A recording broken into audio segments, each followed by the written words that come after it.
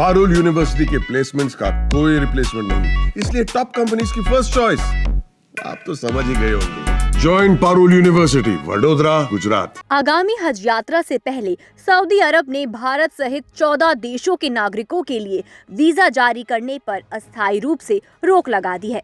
पर क्यों? आइए इसे समझते हैं। सऊदी अरब का कहना है कि भारत और अन्य देशों पर ये अस्थायी वीजा प्रतिबंध हज सीजन के दौरान तीर्थयात्रियों की सुरक्षा सुनिश्चित करने और उनकी संख्या को नियंत्रित करने के उद्देश्य से है।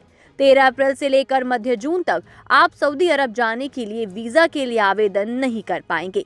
ये प्रतिबंध विभिन्न वीजा श्रेणियों पर लागू है, जैसे उम्रा, व्यापार और यहां तक कि पारिवारिक यात्रा वीजा भी।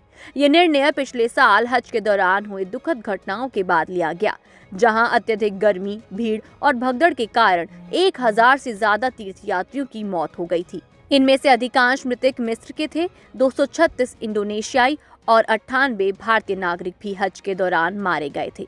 कई मौतों का कारण बिना पंजीकरण वाले तीर्थयात्री थे, जो हज वीजा के बजाय अन्य वीजा पर सऊदी अरब पहुंचे थे। इस साल 1,40,000 से ज्यादा भारतीय हज पर जा रहे हैं।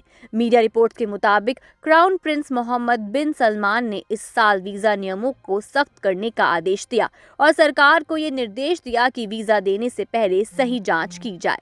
इस साल उम्रा वीजा के लिए आवेदन की आखिरी तारीख 13 अप्रैल 2025 है।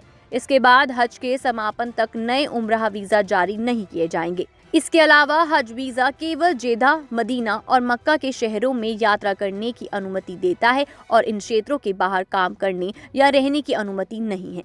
तीर्थयात्रियों को इन नियमों का पालन करने में मदद करने के लिए सऊदी अधिकारियों ने हज और उम्रा के लिए 16 भाषाओं में एक डिजिटल गाइड पेश की है। साथ ही उन्होंने चेतावनी दी है कि जो लोग हज के दौरान अवैध रूप से रहेंगे, उन्हें सऊदी अरब में 5 साल के लिए प्रवेश पर प्रतिबंध और जुर्माना भी लगाया जाएगा। अस्थायी रूप से प्रतिबंधित देशों में भारत, पाकिस्तान, बांग्लादेश, मिस्र, Indonesia, Iraq, Nigeria, Jordan, Algeria, Sudan, Ethiopia, टूनीशिया और यमन शामिल हैं। जैसे जैसे हज यात्रा का मौसम नजदीक आता है, प्रभावित देशों के यात्रियों को इन घटनाओं के बारे में जानकारी रखने और अपनी यात्रा की योजना उसी अनुसार बनाने की सलाह दी जाती है। रिपोर्ट्स में कहा गया है कि प्रतिबंध की आवश्यकता इसलिए पड़ी क्योंकि कई विदेशी नागरिक अतीत में उम्रा या यात्रा वीजा पर देश में प्रवेश कर चुके हैं और फिर आधिकारिक प्राधिकरण के बिना हज में भाग लेने के लिए अवैध रूप से अधिक समय तक रुके हैं, जिससे भीड़भाड़ और भीषण गर्मी हो रही है। 2024 में हज के दौरान ऐसी ही घटना में कम से कम 1200 तीर्थयात्री मारे गए थे। राज्य में एक कोटा प्रणाली है जो तीर्थयात्रियों की संख्या को विनियमित करने के लिए प्रत्येक देश को विशिष्ट हज स्लॉट आवंटित करती है।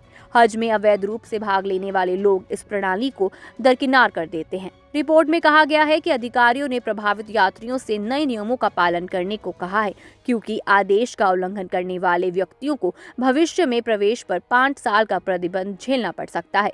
सऊदी हज और उम्रा मंत्रालय ने आश्वासन दिया है कि इस कदम का कूटनीतिक चिंताओं से कोई लेना देना नहीं है और इसे केवल एक सुरक्षित और बेहतर संगठित तीर्थ यात्रा सुनिश्चित करने के लिए एक तार्किक प्रतिक्रिया के रूप में लिया गया था।